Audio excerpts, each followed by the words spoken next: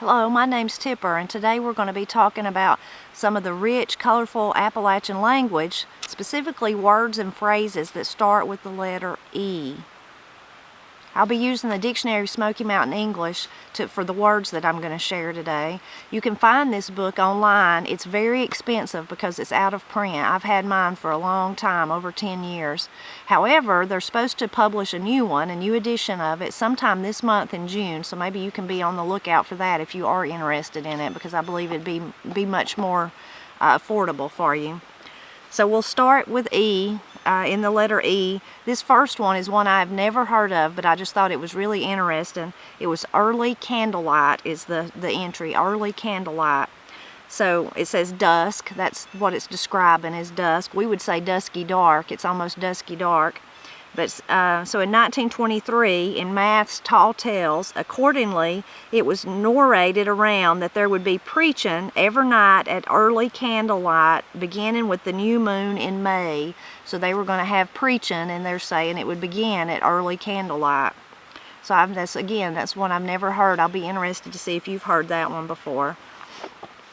This one is really common where I live, and I can't believe it's not common all across the United States, so you'll have to tell me if you're familiar with it. But it's just to ease around. So if you ease around something, you're moving slowly and quietly, kind of slipping, slipping around. So 1940, Hans Hawks Dunn, the old man and Ad kept easing off by the littles till they finally went on away. 1961, Seaman, Arms of Mountain, my mammy could tell when there was a witch easing around the baby. It'd get that dry colic, the butter just wouldn't come, and old Brindle would go smolicking around kicking up her heels. That's a funny one. 1995, Adams, Come Go Home. He started to ease off to the side, trying to get a car between him and the wildly acting Chester. So somebody was acting, so he was trying to ease out of the way. But that one's I just can't believe that one's not common everywhere. So easing powders, this is an interesting one. Pertinent powders, also called that, or resting powder. Well, it's a medicine is what it is. So let's see, 1974, Fink, Bits of Mountain Speech, a drug to ease pain. They ought to give him some easing powders. So I've never heard of easing powders. Maybe, I don't know, maybe I have, or maybe I've read it in a book. But Pap and Granny both used the word easy. We'll see here in a minute. Maybe it'll go over that one. If not, I'll tell you how they used easy.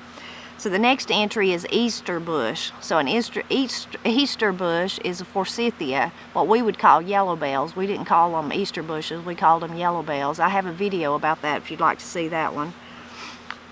And then the Easter flower, again, a lot of people I know call daffodils Easter flowers. We just called them daffodils, or jonquils. Granny would call them jonquils. I also have a video about that one. Here's the one, easy, that I was talking about that sometimes Pap and Granny would use. So it's connected with like the easing powders that was helping your pain, but it's to relieve your pain. So maybe if Pap was sick or Granny, and I was asking them, if there was okay before I left, if there's something else I could do for them, they'd say, no, I'm easy right now. You go on home, Tipper, I'm easy right now. So that was their way of saying they were doing okay at the moment. So the dictionary says, 1997 Montgomery collection, I got easy, the dose of saying that dose of medicine made her get easy, and that was by Brown. So they took a dose of medicine that made them get easy. Eating table, that's a funny one, just the way you would describe I don't know if I'd say eating table. I've heard that though. He's sit down at the eating table. But anyway, it's just really describing where you eat your meals. So the dinner table is the explanation in the dictionary. To eat, if you get eat up with something, you get bit. You're getting bit all over. You get eat up. I get eat up by chiggers in the summertime. They just love me. All I have to do is walk through the yard and I've got eat up with chiggers. So eat up, to bite badly. 1939 Hall collection, Deep Creek, North Carolina. It was one of our bear hounds, a black and tan hound, and he was just eat up. Bloody all over from a bear fight. So the bear dog got in a fight with a bear. Hartford, Tennessee, he come up to a party, had been a fight and a bear with dogs, and it had eaten up their dogs in a laurel bed. A lot of fighting. The rest of those I think are about dogs too.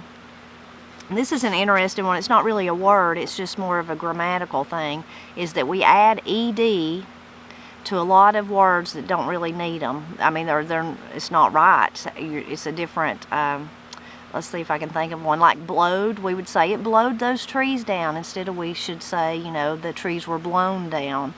So that's an interesting one. It says added to verbs to form past tense and past participle forms. Added to verbs to form past tense and past participle forms. So their examples are blow, grow, know, teach, and throw. So I've definitely heard blowed. I've said that one myself. Growed. You sure have growed. Knowed. I knowed that. I don't know why I did it. I knowed that. Teached. I don't know if I don't say that one, but I've definitely heard it. And then throwed. I definitely say throwed. He throwed it out the door. He was so upset he throwed it out the door. Edgeways is an interesting one. So we would say edgeways instead of edgewise. It's really just edgewise. I would say, see, put it over there edgeways and it'll fit. If you put it edgeways up against that wall, it'll fit just perfectly if you'll try that one. So edgeways is one that's common where I'm at. This next one is like an interjection, and it conveys so much emotion. I've heard it my whole life. I say it myself. It's what we say when there just ain't nothing else to say. Typically, it's said in like a bad situation when you've already said you're sorry or you hate it or you wish it hadn't happened, and there just ain't nothing else to say about it except you say law. So for people that can't understand me, I'm saying E-H, and then law, L-A-W, law. So here's what the dictionary says about it. It says it's a mild oath for range of emotions expressed. So 1965 Dictionary Queen's English, an interjection used in responding to a speaker. It can indicate agreement, puzzlement, encouragement to continue, or melancholy endorsement. For example, one person may say, "What do you think of the price of cotton?" The response may well be, law. So for me, mostly I've heard it in how it describes the melancholy expression, kind of like there's nothing else. Words are not going to convey how bad it is, and all I can just do is say law. I have a really neat recording. I'll link to it down below if you're interested in hearing it. It's kind of hard to hear, but it's still precious to me. But in Pap's last months, you know, that I knew in the last year of his life that he wasn't going to live, I knew it was coming. So every time I'd hear him talking, not every time, but often, I would record him. So there was one day, spring of the year, and I was at home, and I seen him, and you know, we worried about him because his heart was so bad that we didn't. It's kind of weird, you know, you get to where you don't even want them to get out of the chair, even though they need to get out of the chair because they need to continue with their life and keep moving. But anyway, I'd seen out my window that he had the tiller out, and I thought, Lord, he don't need to be tilling the garden. So I took off down there. Well, he couldn't get it cranked. This was the first time he was cranking it from having sit all winter. And he was just getting frustrated, and he was kicking at it and trying to crank it and just carrying on. And I was like, oh my gosh, you know, he's gonna have a heart attack right here if he don't quit this. He's exerting himself too much. Well, I texted my Uncle Henry and was like, are you at home? Can you come up here? So anyway, Henry did, and Henry helped him get it started. But in the meantime, they talked, and they were talking about all kinds of stuff. So I started, just while I was standing there, I started recording them with my phone. And so in that, they're talking about a situation actually from years and years ago, nothing to do with today. But in that, Pap says, law, because that's just, you know, what else you going to say about it? It was just a really sad situation that had happened when they were young and growing up here in where I live in this holler. But they were talking about a long time ago. But I'll link to that just in case that you'd like to hear it.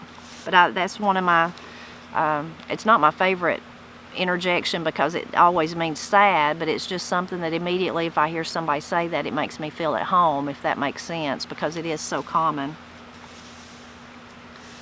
Let's see. I wrote about this one time on the Blind Pig and the Acorn, and I've not ever heard it, but I really liked it. So it's an Elijah room. Elijah room is same as a stranger room.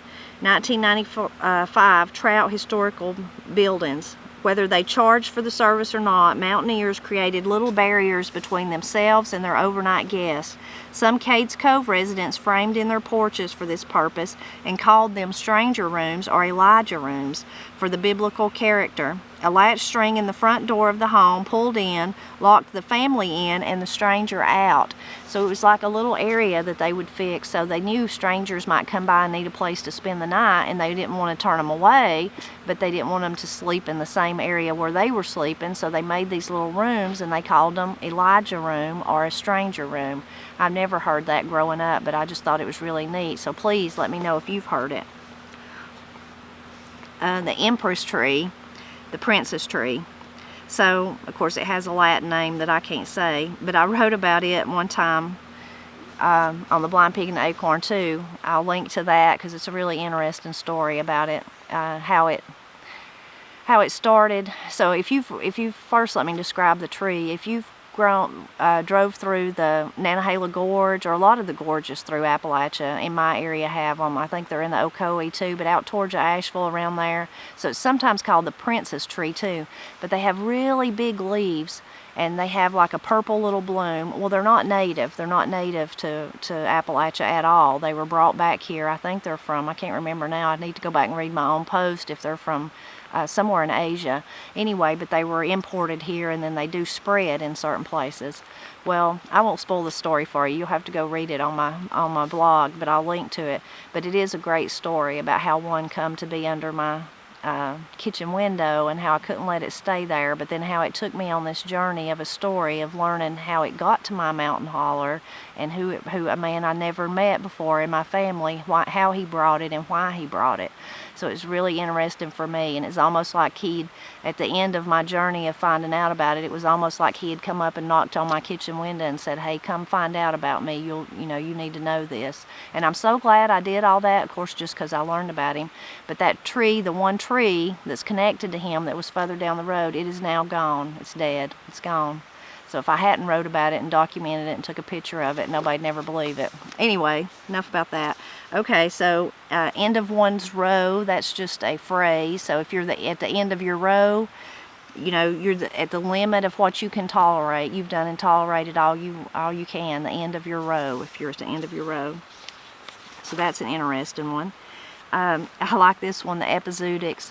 So epizootics means you're sick. It's kind of like a joking name. It's not really a specific illness, but if you're sick, maybe you've got a cold or a sore throat or something like that, and you're just feeling bad, somebody will say, "Well, you got the epizootics." Some people call it the epizooty too, so epizootics or epizooty.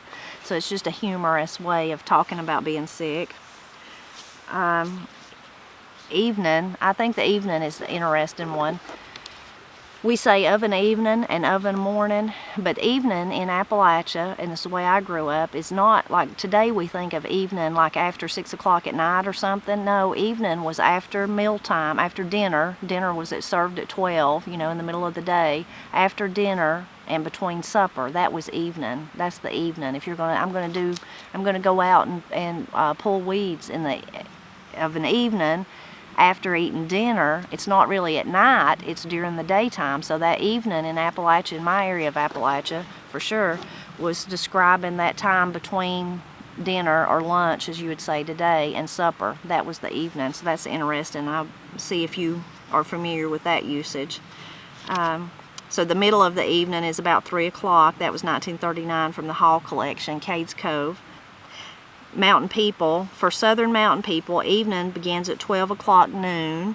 For them, the morning and the evening are the day as it is recounted in Genesis of a world still in the making. 1956, Chapman, folk retain. If you ask him, would you like to ride into town this evening, he will expect you to go somewhere between noon and sundown, for to him, those are the evening hours. After that, it is night. That was how it was when I was young. So that's the same. And I still look at it like that. If I say evening, I might mean 2 o'clock, I might mean 4 o'clock. This one is the last one that I'll share with you today, is one that I've wrote about on the Blind Pig and the Acorn too. I guess I've used it in a vocabulary test. And it's not one that I grew up hearing. And it's one I said I was going to start saying and make it part of my everyday language, but I have not done that. I should. But everly. And what a wonderful word, everly. So that means always, constantly. 1916 Combs, Old Early English. It has everly been the custom. 1943, Justice Bluebird, fearsome news it everly is, fire on the mountain. So everly, always, constantly. You've probably done figured it out, but if you hadn't, everly, I will everly be talking about Appalachian language because it just means so much to me and I enjoy it so much. I hope you do too. I hope you'll leave a comment and let me know which of these words or phrases you were familiar with, maybe which of them you had never even heard of or that you thought was unusual. But as always, mostly I just hope you'll keep dropping back by as I celebrate Appalachia.